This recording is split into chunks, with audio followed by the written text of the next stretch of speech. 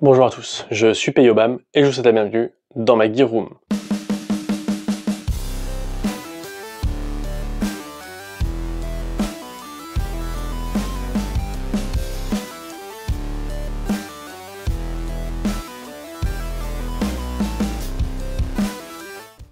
Aujourd'hui, on se retrouve pour un unboxing sponsorisé encore une fois par Alan, que je remercie chaleureusement pour, comme je disais la dernière fois, m'avoir déposé une caisse complète de matos, donc il m'en reste encore un paquet à vous montrer.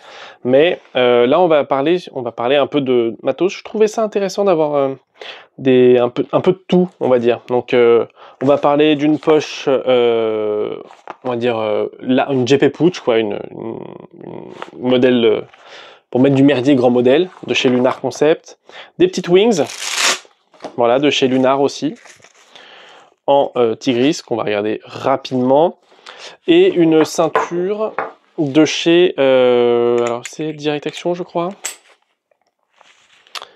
Ouais, Direct Action. Oh, bonne pioche. Et puis bah, on va en parler rapidement. Voilà. Alors c'est du matos d'occasion évidemment. Alors la Lunar ici, elle est propre nickel. Je pense que je suis même pas sûr qu'il l'ait tressé une fois.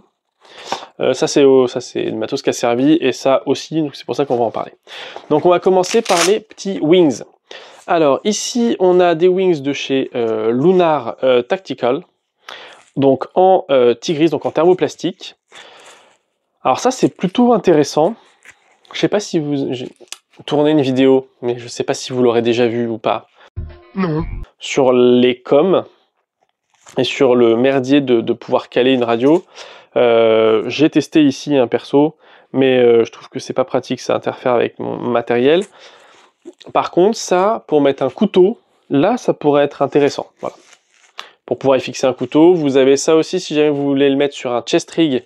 Ça vous permet de pouvoir mettre les points d'accroche du chest rig ici plutôt que là, ce qui éviterait que si vous les mettez normalement un chest rig, on va dire que c'est comme ça.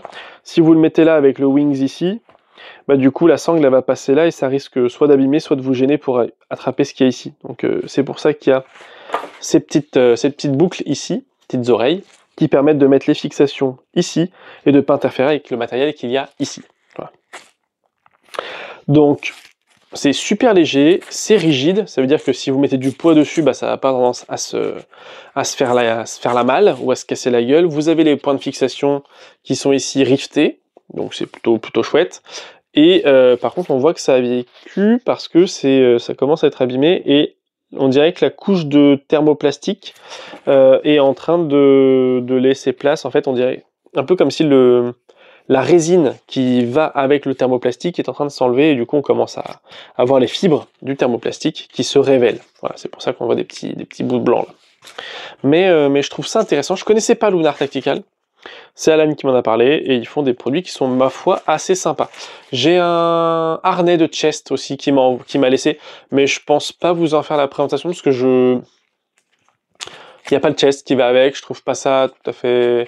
Enfin voilà, parler d'un harnais, c'est quand même pas évident, donc je pense que je vais le laisser dedans. J'ai encore d'autres trucs à vous présenter de sa part qui sont très chouettes, donc on va peut-être se focaliser dessus. Mais les petits wings en thermoplastique, intéressant. La JP Pouch qui est ici, alors en multicam black, elle est déjà très jolie. On va avoir du coup 4 colonnes de passants molles, avec sur le bout ici des petits inserts thermoplastiques pour la rigidité. On a ici un emplacement velcro, avec une petite tirette là, qui permet de l'ouvrir. Ici on a le velcro femelle, et on a ici 3 lignes de passants molles, 3 lignes par 3 colonnes, voilà. En dessous, on va aussi retrouver 1, 2, 3, 4, 5 passants molles. Voilà, pour pouvoir, pourquoi pas y mettre un tourniquet, du petit merdier. Et à l'intérieur, on va retrouver du velcro femelle sur toute la partie intérieure. Il n'y en a pas sur la partie qui va être vers l'extérieur, donc sur la partie qui est ici à l'intérieur, il n'y a pas de velcro. Mais par contre, sur cette partie-là, il y a un velcro qui est full. D'ailleurs, je pense que vous le verrez, il est gris. Et du coup, vous avez de la place. Alors, la poche est large, profonde, par contre, elle n'est pas très épaisse. Voilà, on le voit bien, hein, une fois qu'elle va être chargée, on aura peut-être 4 cm, 5 cm ici, pas plus. Donc c'est pas les trucs super épais, donc c'est-à-dire que même si on le met ici, on pourrait mettre du matériel dedans sans qu'on soit comme ça, quoi. Donc ça peut être pas mal. Pareil, ça pourrait aussi aller dans le dos sur un gilet et permettre d'avoir un petit peu de stockage sans pour autant avoir un truc super épais. Je vous conseille pas de mettre ça à la ceinture parce que voilà, je vous laisse imaginer comment c'est pas pratique. Pareil au niveau du dos, des fesses, mais par contre au niveau du dos ou des aisselles, ça peut être une alternative qui soit sympa pour avoir un peu de stockage quand même, un volume intéressant, tout en ayant quelque chose d'assez low profile. Donc Lunar, je trouve ça intéressant, j'essaierai de vous mettre le lien dans la description parce que c'est pas quelque chose qui est extrêmement connu, en tout cas moi je le connaissais pas avant de rencontrer Alan. Autre petite chose que j'ai ici, c'est donc une ceinture, c'est la Warhawk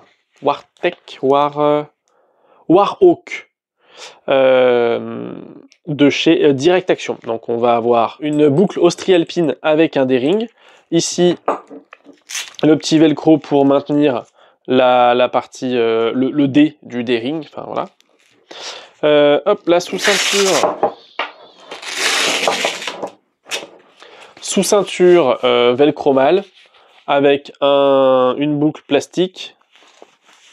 Voilà, rien de bien fou. Assez molle, voilà. Donc à voir. Il y a des gens qui aiment bien avoir des sous-ceintures assez molles qui puissent passer facilement dans les passants du pantalon, et c'est la ceinture ici qui fera la rigidité, même si celle-là, vous pouvez voir, elle est rigide mais pas extrêmement rigide. La rigidité se fait, je suis pas sûr qu'il y ait s'il y a un insert thermoplastique à l'intérieur. On le voit ici, là il y a un insert thermoplastique qui donne un peu de rigidité, mais pas tant que ça. On peut quand même la tordre relativement facilement, quoi. Mais une fois qu'elle va être fermée, elle a l'air de plutôt bien tenir. Donc ici on retrouve une ceinture, comme je disais, donc la outer belt avec un insert plastique à l'intérieur, pris en sandwich entre du velcro ici, du velcro femelle, du Cordura et je dirais du laminé aussi, donc du tissu laminé coupé au laser cut.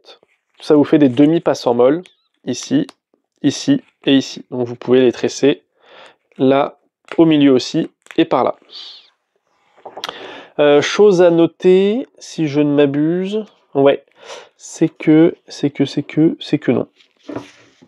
Ouais, je pensais qu'on pourrait aussi passer du câble ou des passants molles, des choses comme ça, entre les bouts de velcro, mais non, ils sont ils sont bien cousus, ils sont cousus tout le long, et tous les 3 cm, 4 cm, vous avez une couture verticale qui se fait au niveau, au niveau des passants molles, en fait, qui est traversante.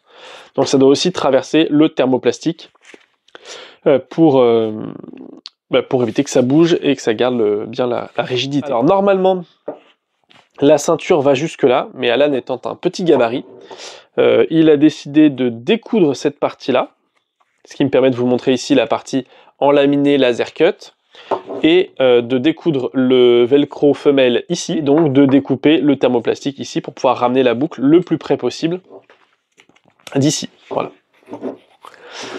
Donc ça c'est... Voilà. Il en avait l'air assez satisfait. Alors après ça reste une très grosse boucle, hein, mais bon c'est costaud, hein. Puis ça permet d'avoir du matos qui tourne bien. Mais la vache, voilà, je pense qu'il était à peu près comme ça. Voilà, petit gabarit le garçon.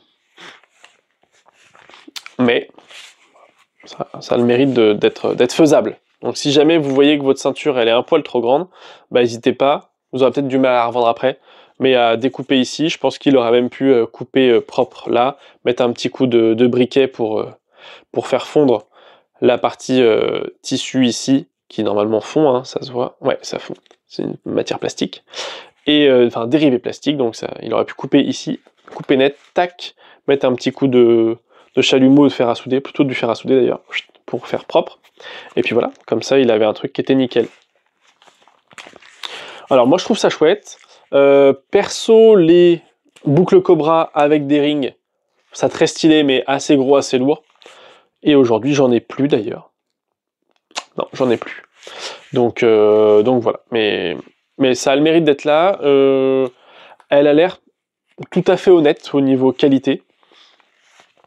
À voir au niveau tarif si ça reste intéressant pour le rapport qualité-prix. Je vous mettrai le tarif quelque part et je demanderai à Alan s'il veut bien nous faire un petit commentaire en dessous de cette vidéo pour vous faire un rétex sur sa ceinture qu'il a changé depuis. Voilà. Bah écoutez, c'était une petite présentation un peu rapide, mais voilà, il y avait 3 petits produits que je trouvais sympas. Donc je voulais les présenter. Je pouvais pas faire une seule vidéo là-dessus ou une vidéo là-dessus. Donc je me suis dit que vous faire un petit melting pot de petits produits qu'Alan m'avait prêté, ça pouvait être intéressant. Donc voilà, chose faite. Mais écoutez, j'espère que cette vidéo vous aura plu. Si c'est le cas, n'hésitez pas à lâcher un like et un commentaire, à vous abonner à la chaîne et à activer la cloche de notification. Dans la barre de description, vous trouverez la page Facebook, page Instagram. Et ben voilà, la roue du forçage est maintenant terminée. C'est tout pour moi. Fin de communication.